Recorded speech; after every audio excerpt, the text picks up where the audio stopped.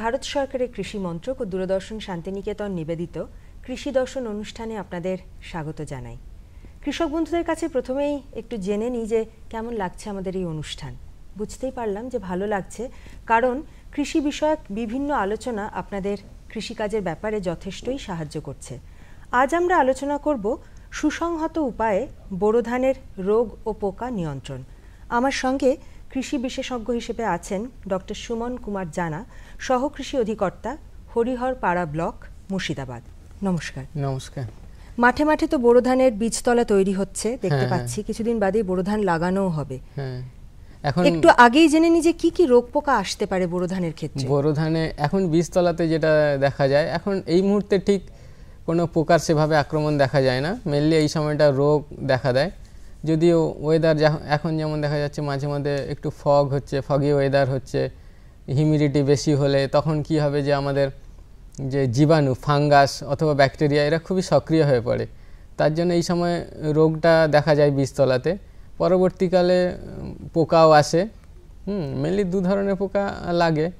তো একটা হচ্ছে মাজরা পোকা, আর যখন ফসল কাটা হয় তখন শোষক পোকা। তো এখন যেটা করা যায় যে বীজতলাতে আপনার ভালো ফাঙ্গিসাইড কোনো ইউজ করতে হবে। এখন চাষি ভাইদের আমরা সবসময় বলে রাখি যে চাষি ভাইদের বীজটা শোধন করে যেন বীজতলা ফেলেন। তো যারা তো বীজতলা তো ফেলেই দিয়েছেন চাষি ভাইরা, তো সেক্ষেত্রে আর কিছু করার নেই। কিন্তু ওনারা যদি এখন বীজ তোলার আগে, মানে চারাটা লাগানোর আগে অ্যাটলিস্ট 10 দিন বা 7 থেকে 10 দিন আগে যদি কোনো ফাঙ্গিসাইড ভালো স্প্রে করেন, যেমন হেক্সাকোনাজল বা প্রোপিকোনাজল, এই কোনো ফাঙ্গিসাইড স্প্রে করেন, এটা ভালো কাজ হবে। এছাড়া রোগের পোকা, এটা তো রোগ হলো। পোকার জন্য যেটা করা যেতে পারে, যদি কার্বোফিউরান 1 কাঠা বীজতলাতে 300 গ্রাম যদি কার্বোফিউরান দেওয়া যায়, যেটা মানে কার্বোফিউরান 3G, মানে বাজারে ফিউরাডান হিসাবে পাওয়া যায়, সেটাতে আপনার পরবর্তীকালে যেসব পোকাগুলো আসে সেগুলো নিয়ন্ত্রণ করা যায়। সেটা মানে যে কোনো লেদা পোকা হতে পারে বা শোষক পোকা হতে পারে, সব রকম পোকাকেই আমরা নিয়ন্ত্রণ করতে পারবো, যদি কিনা যে এই বীজতলাতে আমরা মানে টিকাকরণ করতে পারি। বাচ্চাদের যেভাবে টিকা দেওয়া হয়, আমরা চাষবাস যারা উন্নত উপায় করে থাকেন যেসব চাষি ভাইরা, তাদেরকে আমরা সবসময় বলে থাকি যে বাচ্চাদের টিকাকরণ যেরকম দেওয়া হয়, তেমন আমাদের মানে ফসলেরও টিকাকরণ তার মানে শৈশব অবস্থাতেই, অর্থাৎ বোরো ধানের বীজতলাতেই এটা করা খুবই জরুরি। এই যে বিভিন্ন ধরনের ফাঙ্গিসাইডের কথা আপনি বললেন বা অন্যান্য যে কীটনাশক, একটা সুসংহত উপায় দরকার, তার একটা পরিমাণ আছে। এই সুসংহত উপায়ে রোগ পোকা নিয়ন্ত্রণটা ঠিক কিভাবে সম্ভব? না, সুসংহত উপায়ে রোগ পোকা দমন মানে যেটা IPM, এখন সমস্ত ফসলেরই IPM এর কথা শোনা যাচ্ছে। তো IPMটা আমরা যদি মানে অ্যাপ্লিকেবল করতে চাই যে কোনো ফসলের, মানে সমস্ত চাষি ভাইদের কী করতে হবে, নিজের ফসলটাকে ভালো করে চিনতে হবে। মানে কোন সময় ফসলটা লাগানো দরকার, কোন সময়টা ওটা হারভেস্ট করতে হবে, কোন সময়টা ফসলটাকে বাড়িতে তুললে আমি মানে যেসব মানে প্রাকৃতিক যেসব হয়তো কালবৈশাখী ঝড় আসে, যেমন বোরো ধান ফসল কাটার সময় কালবৈশাখী ঝড় আসে, সেটাকে আমি অ্যাভয়েড করতে পারবো। তো মানে ফসলটাকে ভালো করে চিনতে হবে। তারপরে চিনতে হবে যে ফসলে কি করে মানে কি কি পোকা লাগে, কি কি রোগ লাগে। আর একটা বড় বিষয় যেটা আছে আগাছাও আমাদের IPM এর মধ্যে আসে, কিন্তু আমরা যেহেতু বোরো ধান চাষ করছি, তো এই জায়গায় আগাছা খুব একটা আমাদের সক্রিয় হয় না। মেনলি মানে বোরো ধান চাষ করতে গেলে আমাদের রোগটাই আমাদের ম্যাক্সিমাম চোখে পড়ে এবং সেটা ফসলের বেশি পরিমাণ ক্ষতি করে। তো সেই ক্ষেত্রে যেটা করতে হবে যে আপনার মানে ফসল আপনার বীজতলা থেকে শুরু করে মানে নজরে রাখতে হবে, মানে সব সময় আপনাকে ফসলটাকে নজরে রাখতে হবে। চাষি ভাইরা যাতে মানে সব সময় জমিতে যান, সেটা অবশ্যই করতে হবে। অনেক সময় চাষি ভাইরা কী করে, একটু অবহেলা করেন, হয়তো দূরের জমি আছে মানে যান না, বাড়ির পাশের জমিগুলো যত তাড়াতাড়ি ওনারা যান, দূরের জমিতে যান না। সে জায়গায় কি হবে, হয়তো 1-2 বার যদি ভালো মানে কুয়াশা থাকে, এরম হয়, ব্লাস্ট এসে যেতে পারে, সেখানে দেখা যাবে যে 2-3 দিনের মধ্যেই মানে আপনার বোরো ধানের জমিতে খুব ক্ষতি হয়ে যায়।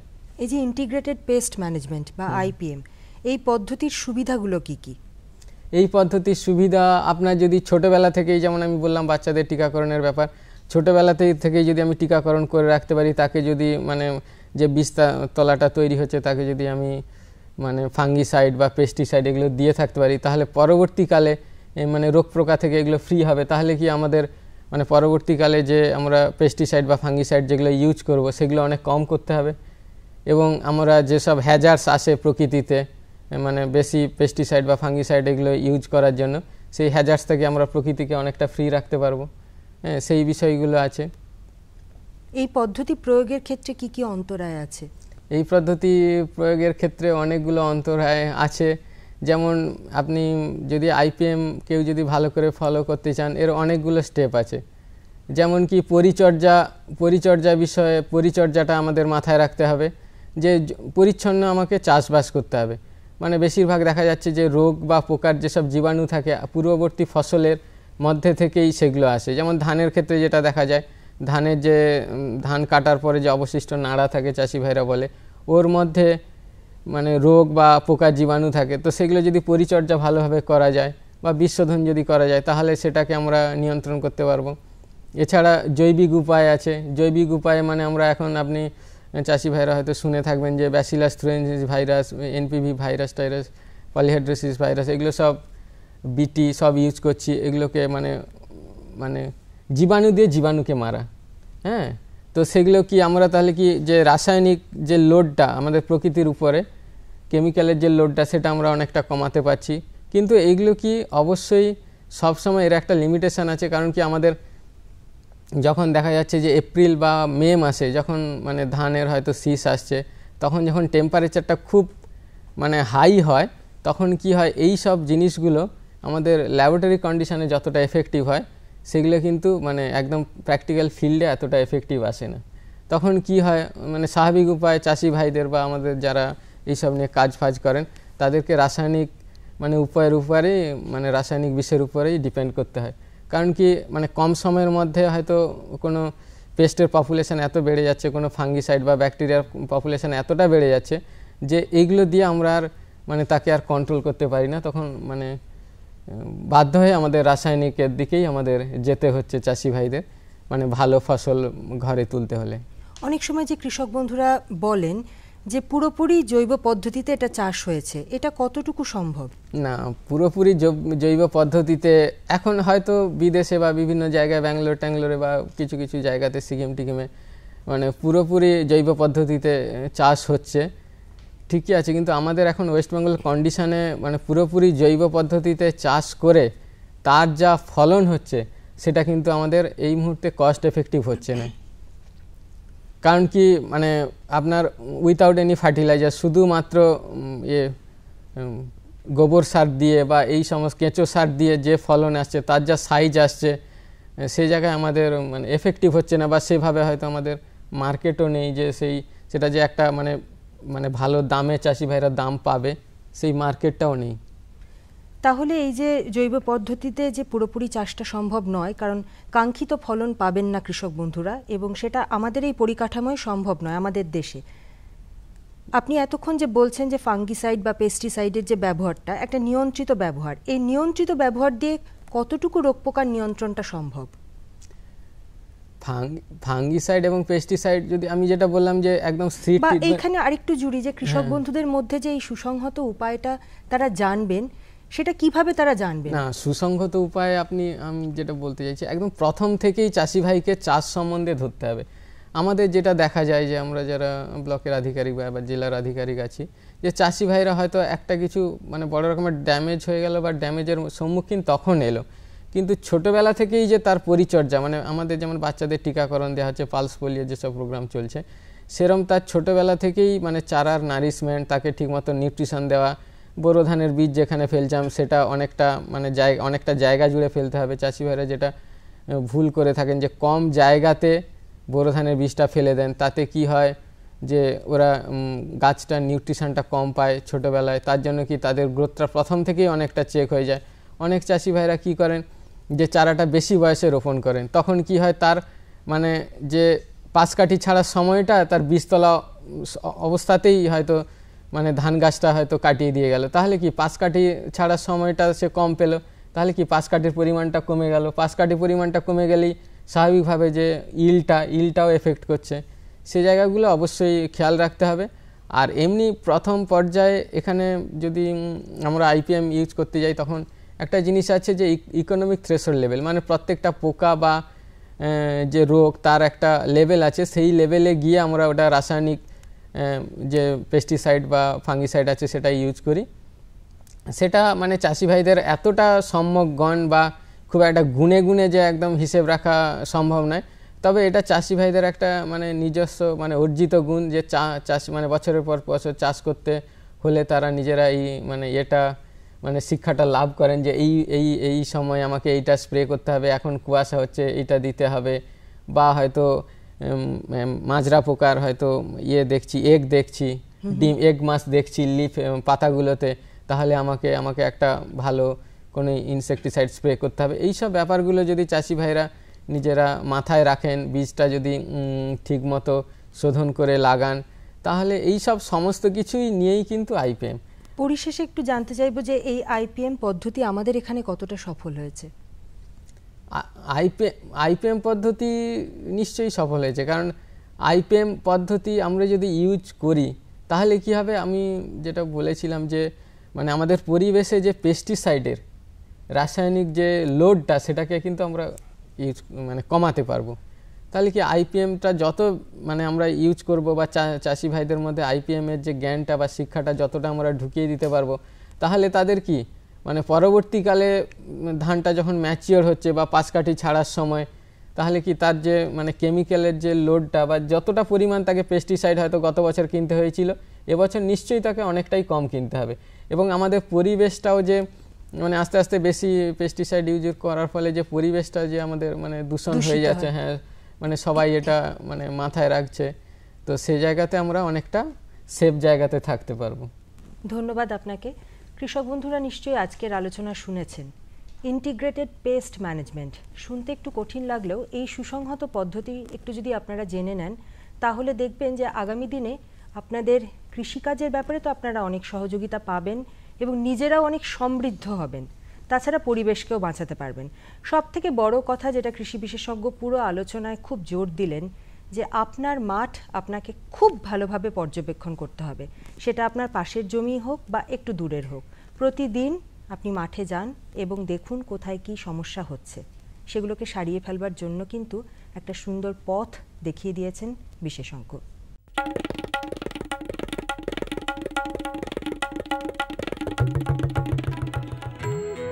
ওমা, আমি স্কুলে পড়তে যাচ্ছি। হ্যাঁ, স্কুল? বিয়ের সময় তুমি না বলেছিলে তুমি লেখাপড়া জানো? আরে মা, ফার্ম স্কুলে যাচ্ছি চাষের বিষয়ে নতুন নতুন কথা শিখতে। আপনিও চলুন।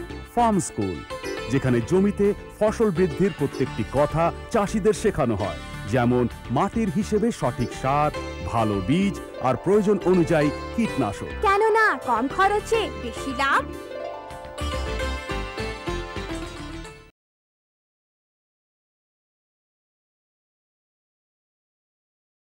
বীরভূম জেলার ময়ূরেশ্বর ২ নম্বর ব্লকে মাটি, কৃষি, উদ্যান পালন, মৎস্য ও প্রাণী সম্পদ মেলা আয়োজিত হয়। নানা প্রশিক্ষণ ও প্রদর্শনীর মধ্যে দিয়ে কৃষক, শিল্পীসহ বিভিন্ন শ্রেণীর মানুষ এই মেলায় অংশ নেয়। মেলার শেষ দিনে বিভিন্ন উপভোক্তাদের হাতে তুলে দেওয়া হয় নানা জীবিকা উপকরণ। অনুষ্ঠানে উপস্থিত ছিলেন স্থানীয় সমষ্টি উন্নয়ন আধিকারিক সৈয়দ মাসুদুর রহমান।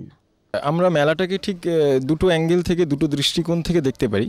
একটা হচ্ছে সাধারণ মেলা, আর একটা তথাকথিত এই ধরনের কৃষি মেলা, যার নবনামকরণ হয়েছে মাটি, কৃষি, উদ্যান পালন, মৎস্য ও প্রাণী সম্পদ মেলা। তো সাধারণ মেলা বলতে আমরা কি বুঝি? আমরা যদি বীরভূম ডিস্ট্রিক্টে দাঁড়িয়ে আছি, তো বীরভূম ডিস্ট্রিক্টে সাধারণ মেলা বলতে আমরা পৌষ মেলা বুঝি, সাধারণ মেলা বলতে আমরা জয়দেব কেঁদুলির মেলা বুঝি। কিন্তু সেই মেলা থেকে আজকের এই কৃষি মেলার ডিফারেন্সটা কোথায়, পার্থক্যটা কোথায়? আপনি ওই ধরনের মেলাগুলোতে ধরুন কোনো উদ্দেশ্য ছাড়াই আপনি ওই ধরনের মেলা অ্যাটেন্ড করেন, সেখানে আপনাদের যা চাহিদা ওই সমস্ত মেলা থেকে আপনারা পান। কিন্তু এই মেলা, কৃষি মেলা, পশ্চিমবঙ্গ সরকারের এক অন্য দৃষ্টিকোণ থেকে এই মেলার উপস্থাপন করা এবং সেটাকে ইমপ্লিমেন্ট করা। দৃষ্টিকোণটা কি সেটাই আপনাদেরকে বলবো আমি। সেটা হলো যে এখানকার যে আমার ময়ূরেশ্বর 2 নম্বর ব্লকের সাধারণ মানুষ, বিশেষ করে কৃষিজীবী মানুষ, যে সমস্ত মানুষগুলো পক্ষে ব্লক লেভেলে যাওয়া, ইভেন সাব ডিভিশন লেভেলে যাওয়া কিংবা ডিস্ট্রিক্ট লেভেলে যাওয়া সম্ভব হয় না, সেক্ষেত্রে এই ধরনের মেলার আয়োজন করার মাধ্যমে পশ্চিমবঙ্গ সরকারের একটা মহৎ উদ্যোগ যে ওই ধরনের সাধারণ মানুষগুলো খুব সহজেই এখানে একটা মিলন মেলায় পরিণত হয়েছে। এখানে আসছেন, তারা বিভিন্ন স্টলে দেখছেন, ঘুরছেন, কারণ এখানে আমাদের বিভিন্ন পেস্টিসাইড নিয়ে আলোচনা সভা চলছে, বিভিন্ন কৃষিজ পণ্য ফসল নিয়ে আলোচনা সভা চলছে। তো সেই সমস্ত জিনিসে আলোচনা সভায় অংশগ্রহণ করছেন এবং বিভিন্ন জিনিস, বিভিন্ন তথ্য তাদের সামনে উদ্ঘাটিত হচ্ছে, তারা জানতে পারছেন, নতুন করে দ্বার উদ্ঘাটন হচ্ছে। তাতে আমার মনে হয় ওনারা উপকৃত হচ্ছেন। যে অন্ধকারে ওনারা ছিলেন কৃষিজ ফসল নিয়ে বা মাটি নিয়ে, যে সমস্যা ওনাদের ছিল এতদিন ধরে, যে সমস্যা ওনারা করছিলেন, যে ট্রাবল ছিল, সেগুলো আস্তে আস্তে তার দ্বার উদ্ঘাটন হচ্ছে, ওনারা সলিউশন পাচ্ছেন, সমাধান পাচ্ছেন। অন্তত আমার মনে হয় এই ধরনের মেলার, আর সেখানেই আমাদের এই ধরনের মেলা এবং পশ্চিমবঙ্গ সরকারের যে দৃষ্টিকোণ, সেখানেই তার সার্থকতা। এই মেলা আয়োজিত হয়েছে কোটাসুর অঞ্চলের নিম্ন বুনিয়াদী প্রাথমিক বিদ্যালয়ে। আমার সঙ্গে এই মুহূর্তে উপস্থিত রয়েছেন এই অঞ্চলেরই সহ কৃষি অধিকর্তা ডক্টর প্রদীপ কুমার গিরি। চলে যাচ্ছি তার কাছে। আচ্ছা, এই যে মেলা, এই মেলাতে কৃষক বন্ধুদের পার্টিসিপেশন কেমন? এই মেলাতে পার্টিসিপেশন প্রচণ্ডই, মানে চাষিরা এতটাই উৎসাহী যে গত বছরের মেলার পর, গত বছর প্রথম বছর ছিল, যে প্রচুর চাষিরা এখানে কিন্তু আসছেন। গতকালই প্রায় আমাদের 500 থেকে 600 চাষির সমাগম হয়েছিল এবং আজকেও আশা করছি, যেহেতু মেলাটা 3 দিনের, আজকেও বিভিন্ন রকমের প্রোগ্রামে সাজানো হয়েছে মেলাটাকে। প্রথমে প্রাণী এবং মৎস্যত্ব আলোচনা আছে, তারপরে মেয়েদের জন্য একটা প্রতিযোগিতা আছে, এছাড়াও সরকারের ম্যান্ডেটের যে খিচুড়ি পরিবেশন আছে এবং সন্ধ্যেবেলা একটা বাউল গানের পরিবেশন আছে। সুতরাং আজকেও আমরা আশা করছি ওর থেকেও বেশি লোকের সমাগম আজকে হবে। আচ্ছা, কৃষক বন্ধুরা মানে কীভাবে এই মেলায় অংশগ্রহণ করেছেন? কৃষক বন্ধুরা এখানে যে সজীব কৃষি প্রদর্শনী ক্ষেত্র আমাদের একটা হয়েছে, অর্থাৎ চাষি তার জমি সবথেকে যে সর্বোৎকৃষ্ট যে ফসলটা, সেই ফসলটা আমাদের মেলায় এসেছেন, অনেকদিন ধরে সংরক্ষণ করে রেখেছিলেন, নিয়ে আমাদের মেলায় জমা দিয়েছেন।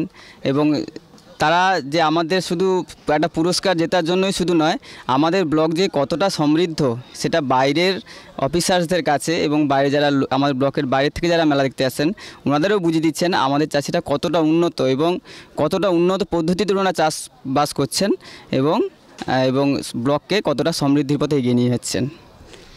কতদিন যাবত এই মেলাটি চলছে? এই মেলাটি আমাদের গতকাল থেকে শুরু হয়েছে, 15ই জানুয়ারি, এটা চলবে আগামীকাল অর্থাৎ 17ই জানুয়ারি 2014 অবধি। এই মেলাটা কি এবছরই প্রথম? এই মেলাটা এই নামে এবছর প্রথম। এটা গত বছর কৃষি মেলা নামে ছিল, এবছর হয়েছে আমাদের মাটি, কৃষি, উদ্যান পালন, মৎস্য ও প্রাণী সম্পদ মেলা। এই মেলাতে বিভিন্ন দপ্তর আলাদা আলাদাভাবে এসছেন, আলাদাভাবে স্টল দিয়েছেন এবং মানুষ শুধু এখানে কৃষি নিয়ে জানতে আসছেন না, কৃষির সঙ্গে মাছটাও কীভাবে চাষ করবেন, কীভাবে নিজের বাড়ির পশুপালন করবেন, কিভাবে একটা সুন্দর ফুল বা ফুলের চারা বাগান তৈরি করবেন, একটা কিচেন গার্ডেন কীভাবে তৈরি করতে পারবেন, সে সমস্ত জিনিসও চাষি ভাইরা জ্ঞানার্জন করছেন। কেন্দ্রীয় সরকারের ন্যাচারাল ফাইবার মিশন প্রকল্পে প্রশিক্ষিত রাজু ভল্লা, রঞ্জিত বাস্কি, চিন্তা কোনাই এমন 60 জন উপভোক্তাদের হাতে তুলে দেওয়া হয় স্টুল কিটস, যাতে তারা স্বনির্ভর হতে পারে। ভুবন ধীবর, জয়দেব গড়াই এমন 25 জন মৎস্যজীবীদের হাতে তুলে দেওয়া হয় আইস বক্স। নিজ গৃহ নিজ ভূমি প্রকল্পের 60 জন ভূমিহীনদের হাতে তুলে দেওয়া হয় জমির পাট্টা। 40 জন কিষাণ কার্ডধারী প্রান্তিক ও ক্ষুদ্র চাষিকে তাদের আর্থিক লেনদেনের সুবিধার জন্য পশ্চিমবঙ্গ গ্রামীণ ব্যাংকের পক্ষ থেকে দেওয়া হয় এটিএম কার্ড। এছাড়া রাজ্যের মুখ্যমন্ত্রীর জীবনসাথী প্রকল্পে উলুকুন্ডা গ্রাম পঞ্চায়েতের প্রধানের হাতে তুলে দেওয়া হয় অ্যাম্বুলেন্সের চাবি। এই নাও, আর কিছু? বাস। আরে এটা কি ভাই, এতটুকু রাসায়নিক সার? কৃষিকাজ ছাড়ছো কি? কৃষিকাজ নয়, বোকামি ছাড়ছি। মাটির পরীক্ষা করিয়েছি, এখন তো দাদা যতটা প্রয়োজন ততটাই সার জমিতে দেব। হ্যাঁ, কৃষক ভাই আজই নিজের জেলার কাছের জমি পরীক্ষার গবেষণাগারে মাটির পরীক্ষা অবশ্যই করান আর মাটিতে পুষ্টিকর পদার্থ, আর্দ্রতা এবং গাছপালার বিকাশ অনুযায়ী প্রয়োজন মতো পুষ্টিকর পদার্থ দিন। আর হ্যাঁ, মাটিতে গন্ধক, দস্তা, বোরনের মতো সূক্ষ্ম পুষ্টিকর পদার্থ সম্পর্কে জানতে ভুলবেন না। সার আর জৈবিক সারের সঠিক ব্যবহারে জমির উর্বরতা বজায় থাকে, উৎপাদনশীলতা বাড়ায়, খরচ কমায় আর মূল্যবান বিদেশি মুদ্রা বাঁচাতে সাহায্য করে। আর হ্যাঁ, ধীরে ধীরে নাইট্রোজেন সরবরাহকারী সার যেমন নিমযুক্ত ইউরিয়াকে অগ্রাধিকার দিন আর ইউরিয়া পাতার উপর ছড়িয়ে দিন। আরে বাহ, তুই তো সত্যি বুদ্ধিমান হয়ে গেছিস রে। বিশদে জানতে যোগাযোগ করুন জেলা কৃষি আধিকারিক বা কিষাণ কল সেন্টার।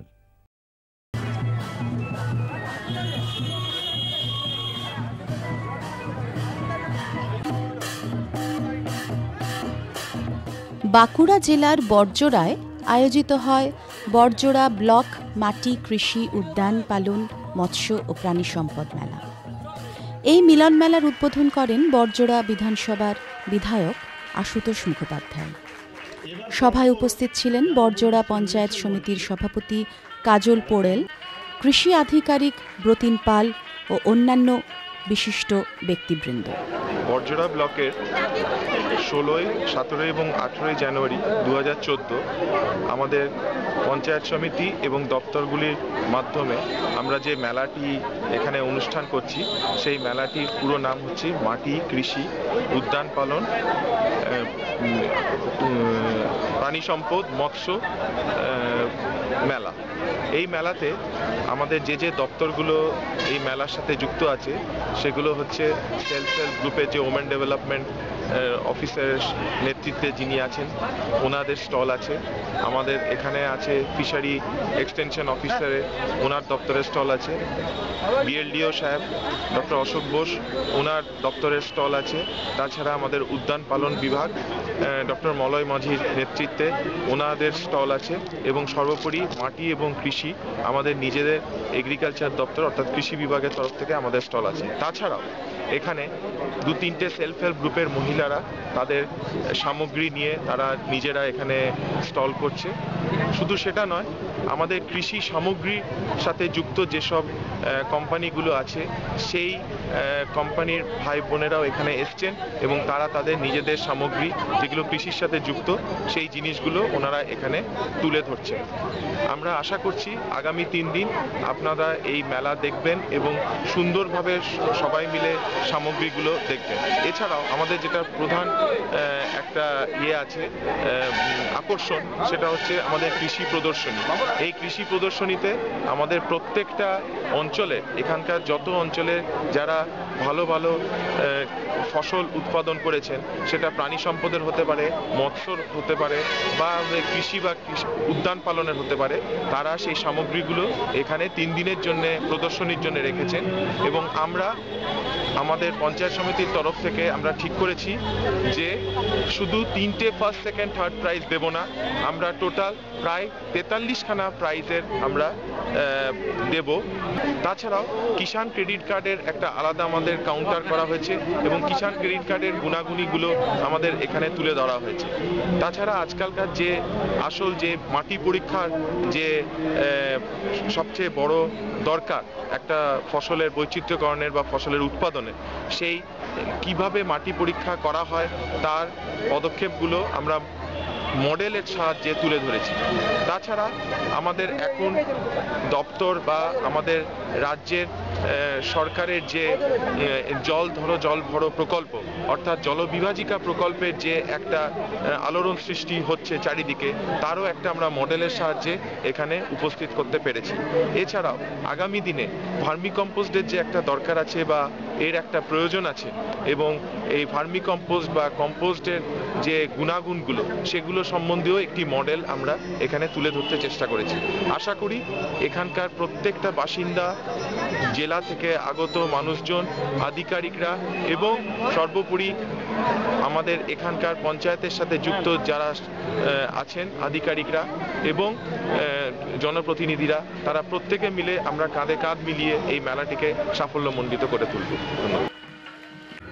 জেলা জুড়ে কৃষি মেলা শুরু হলেও বড়জোড়া ব্লকে মাটি কৃষি উদ্যান পালন মৎস্য ও প্রাণী সম্পদ মেলার বৈশিষ্ট্য আলাদা।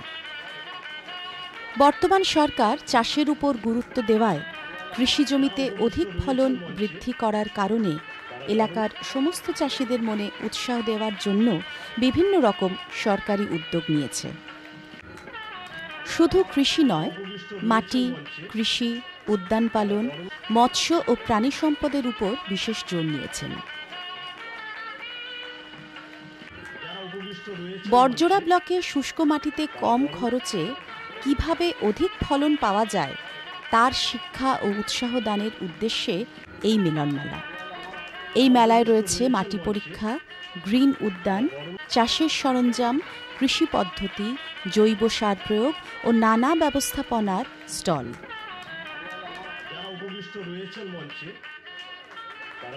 এছাড়াও স্বনির্ভর মহিলা দল, রেশম ও তসর গুটি ও মৎস্য প্রকল্প এবং প্রাণী সম্পদের স্টল। বড়জোড়া ব্লকে স্থানীয় মানুষেরা এমন একটি মাটি, কৃষি, উদ্যান পালন, মৎস্য ও প্রাণী সম্পদ মিলন মেলা পেয়ে আহ্লাদিত।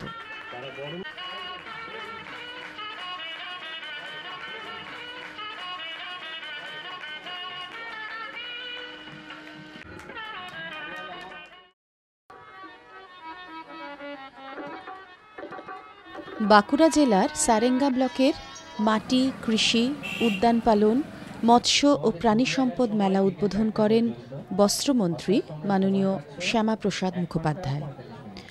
জঙ্গলমহলে কৃষি ও পশুপালনে মানুষের উৎসাহ বাড়াতে তিনি মৎস্য ও কৃষি বিভাগ হতে যাবতীয় সাহায্য দানের অঙ্গীকার করেন। সারেঙ্গা কৃষি বিভাগের সহ অধিকর্তা বিশ্বজিৎ বসু বলেন, আজকের এই মাটি, কৃষি, উদ্যান পালন, মৎস্য প্রাণী সম্পদ মেলা 2014 আপনাদের স্বাগত জানাই। আমরা ব্লক মেলা কমিটির উদ্যোগে 16 থেকে 18 জানুয়ারি 2014 3 দিনের মেলা আয়োজন করেছি সারেঙ্গা মিশন ময়দানে। এই মেলায় বিভিন্ন সরকারি দপ্তর যথা কৃষি বিভাগ, মৎস্য বিভাগ, পশুপালন বিভাগ, কৃষিজ বিপণন, বন দপ্তর, পঞ্চায়েত সমিতি, সমষ্টি উন্নয়ন আধিকারিক, স্বাস্থ্য দপ্তর ইত্যাদি বিভিন্ন দপ্তরের স্টল আছে। তার সাথে যে স্বেচ্ছাসেবী সংস্থার স্টল এবং স্বয়ংভর গোষ্ঠীদেরও স্টল এখানে রাখা হয়েছে। তার সাথে যে কৃষিযন্ত্র নির্মাতা বা রাসায়নিক উৎপাদক এই সমস্ত কোম্পানিগুলিরও একটা স্টল আছে।